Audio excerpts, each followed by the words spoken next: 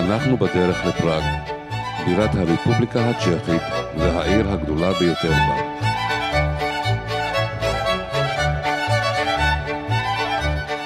פראג ממוקמת על נהר הוולטובה, והאוכלוסייה מונה 1.2 מיליון תושבים.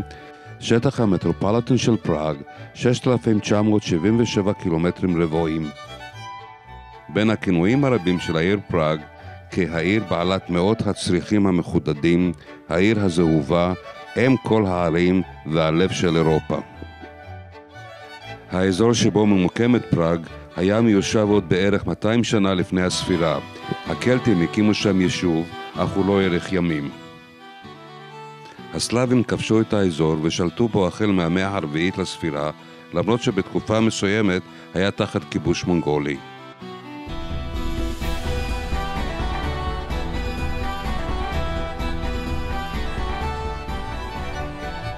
ברוב ימיה, פראג הייתה עיר רבת לאומים עם אוכלוסייה צ'כית, גרמנית ויהודית בולטת.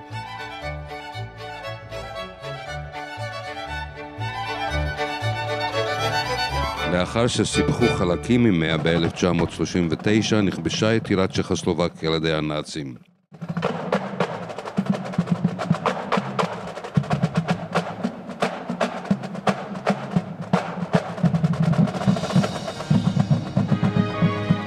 מרבית תושביה היהודים של העיר, שמנו 50,000, נרצחו בשואה.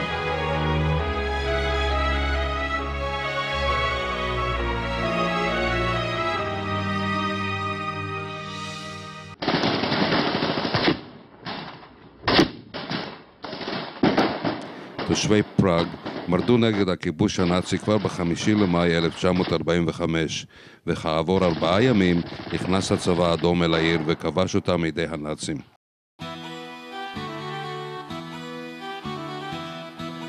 ובשנת 1993, אחרי הפיצול של צ'כוסלובקיה לצ'כיה וסלובקיה, הפכה פראג לעיר הרפובליקה הצ'כית.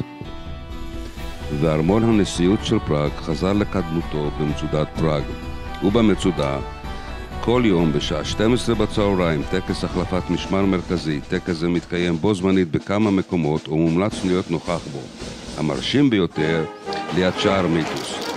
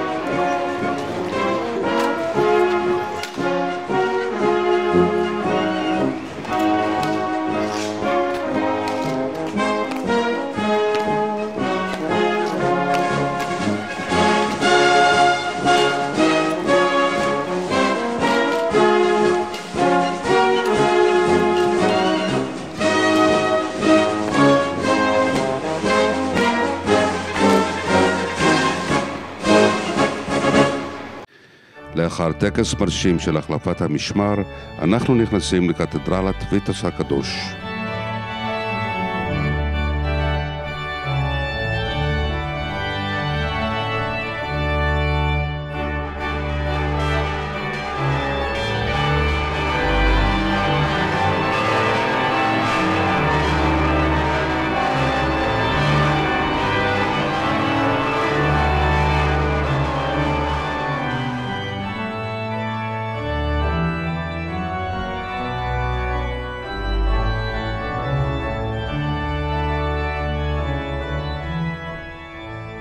היא נמצאת במרכז מצודת פראג ומכילה כפרים רבים של מלכי בוהמיה. זוהי הקתדרלה הגותית העתיקה ביותר במרכז אירופה והכנסייה הגדולה ביותר בפראג. הקתדרלה הגותית הנוכחית נוסדה ב-21 בנובמבר 1344, כאשר הבישופות של פראג הולדה לדרגת ארכיבישופות. הקיסר קרל הרביעי, מלך בוהמיה, והקיסר העתידי של הקיסרות הרומית הקדושה, שיעד את הקתדרלה להיות כנסיית ההכתרה, בית קברות למשפחתו, בית אוצר לעותקים היקרים ביותר של ממלכתו, ומקום מנוחתו האחרון, ואתר צליינות של הקדוש ואסלב.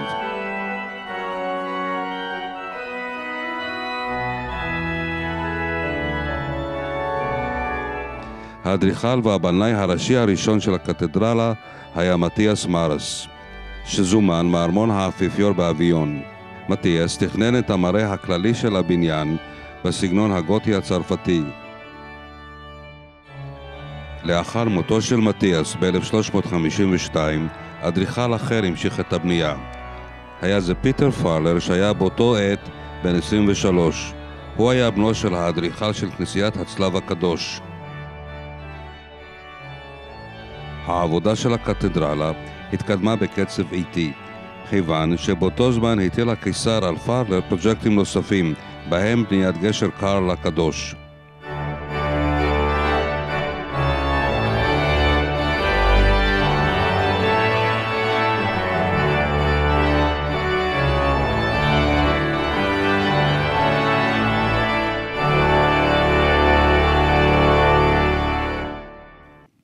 הצייר הצ'כי המפורסם, אלפונסוס מוחה, קישט את החלונות החדשים בחלק הצפוני של המעבר.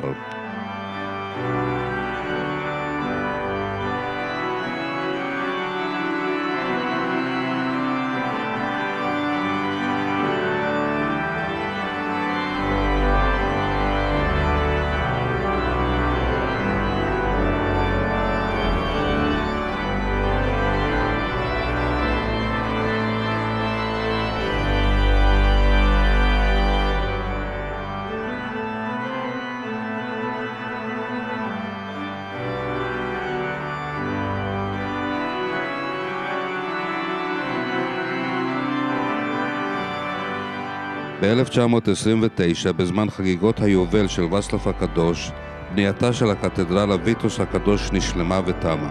זה לקח כמעט 600 שנים.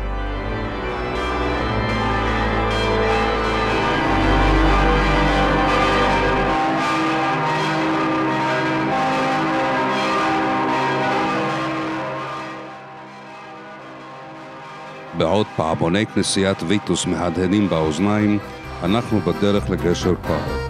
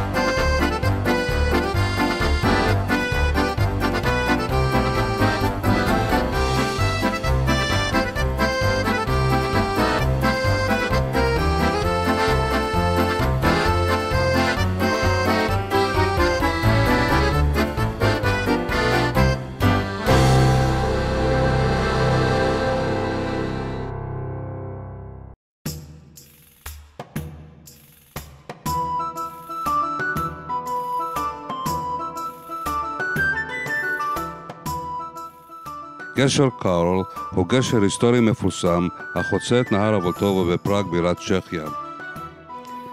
שליט האימפריה הרומית הקדושה, קרל הרביעי, בנה את הגשר ומכאן שמו. אורכו של הגשר 415 מטרים בין שני מגדליו ורוחבו 9.5 מטרים. רוחב המספיק למעבר של 4 כרכרות רתומות לסוסים.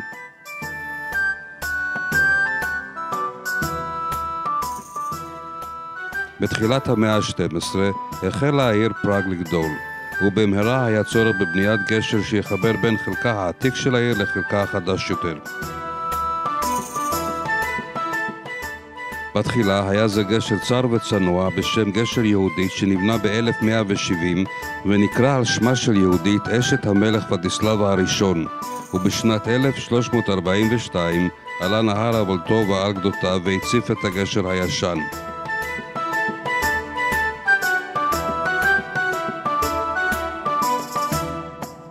המלך קרל הרביעי הניח את אבן הפינה לגשר הנוכחי, ואז החלו בעבודות הבנייה.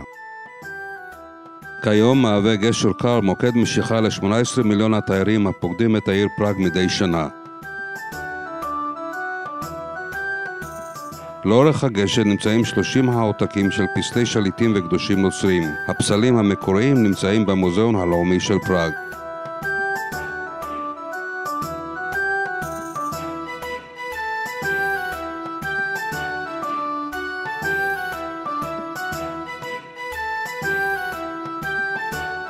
אחד הפסלים הבולטים הוא זה של ישוע הצלוב, ועל הפסל כתוב באותיות עבריות קדוש קדוש אדוני צבאות, יהושע ו' פרק ג'.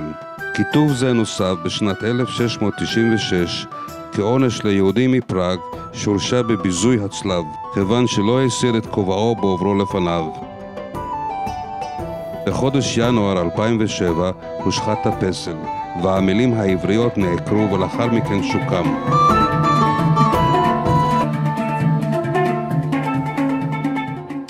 אומנים רבים, בעיקר צעירים ומוזיקאים, מגיעים מדי יום לגשר, וכן רוכלים המגיעים למכור את מרכולתם.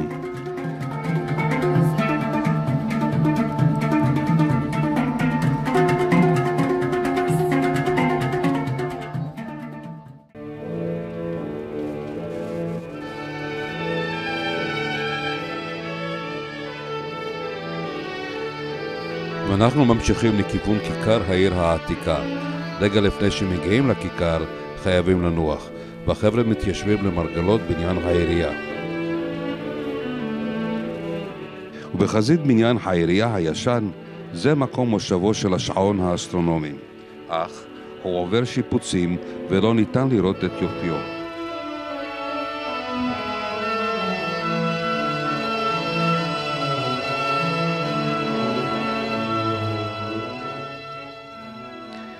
גם אם הרגליים לא יכולים לשאת יותר, טיול בפראג לא יהיה מושלם מבלי ביקור באזור כיכר העיר העתיקה.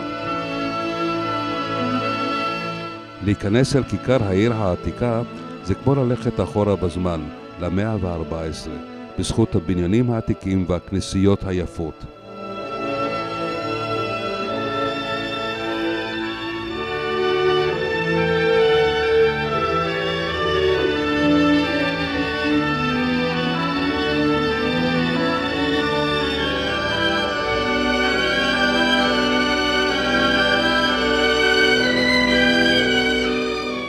הכיכר הוקמה בסוף המאה ה-12 ככיכר השוק המרכזי של פראג.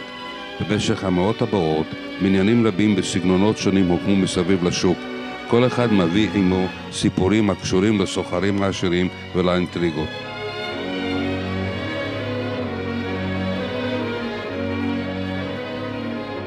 במרכזה של הכיכר בולטת האנדרטה של יוהאן הוס, רפורמט צ'כי שהעלתו אל המוקד בשנת 1415 הציתה את מלחמת האוסטים העקובת דם.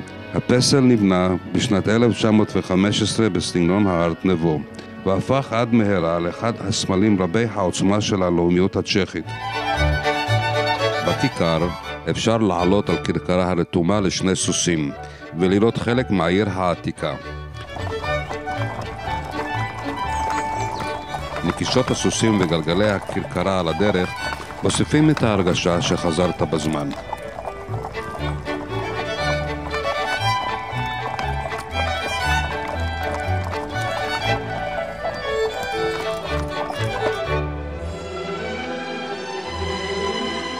שיט על נהר הוולטובה הינו אחת הדרכים היפות והנעימות לחוות את פראג. השיט יכול להיות כחלק מדרך מעניינת לראות את העיר.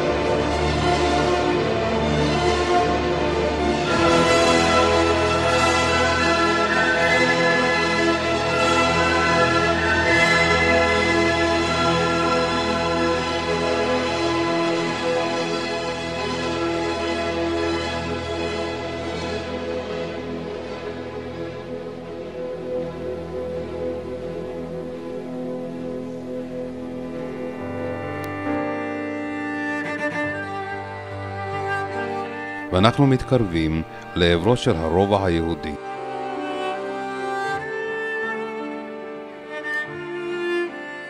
שמו של הרובע היהודי, יוספו, נקרא על שמו של השליט יוסף השני, אשר הרפורמות שקבע, כמו האפשרות לקניות קרקע, מגורים מחוץ לגטו ואפשרות לימודים באוניברסיטה, שיפרו את חיי היהודים בפראג באופן ניכר. היהודים החליטו לגמול לו על כך על ידי קריאת הרובע המגורים שלהם על שמו. הרובע היהודי הוא ייחודי בכך שהוא מייצג עתיקות של יהדות ספרדית ויהדות אשכנזית זו לצד זו.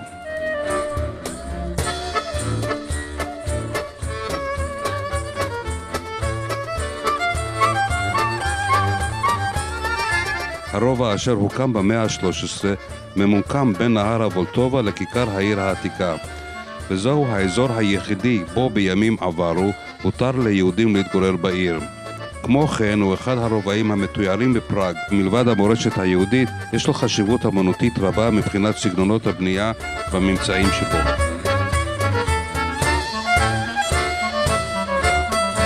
בית הכנסת החדש-ישן, ביידיש אלט-נושול, הוא מבנה ברוקי מרשים, וכנראה שהוא בית הכנסת העתיק ביותר שעודנו פעיל. היהודים בעיר אוהבים לקרוא לו גם בשם בית הכנסת על תנאי, בגלל אגדה שאומרת שבית הכנסת יעבור לירושלים כאשר המשיח יגיע. בית כנסת זה הוא בית הכנסת של המהר"ל מפראג. הסיפור המפורסם ביותר שנקשר לבית הכנסת זה סיפורו של הגולם מפראג, שכנראה עצמותיו נמצאות בבית הכנסת. סולם המתכת המוביל לעליית הגג של בית הכנסת, שם על פי האגדה מצויים שרידיו של הגולם.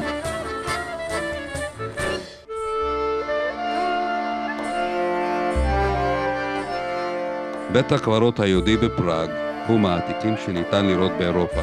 הוקם בסוף המאה ה-15, ניתן לראות בו מעל 12,000 מצבות, ואיש אינו יודע כמה אנשים באמת קבורים כאן. הערכות מדברות על מעל 100,000 יהודים. הקבורה הייתה מתבצעת בכמה מפלסים, סידור הקברים הוא מבולגן וחסר סדר.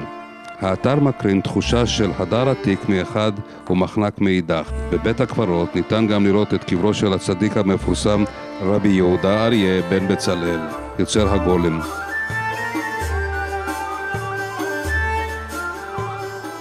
בית הכנסת הספרדי הוא אחד מבתי הכנסת המיוחדים במערב אירופה, מפני שהוא מייצג ערבוב מיוחד של מזרח ומערב. בית כנסת זה הגיע לצ'כיה עם הקהילה הגדולה של יהודים מגורשי ספרד.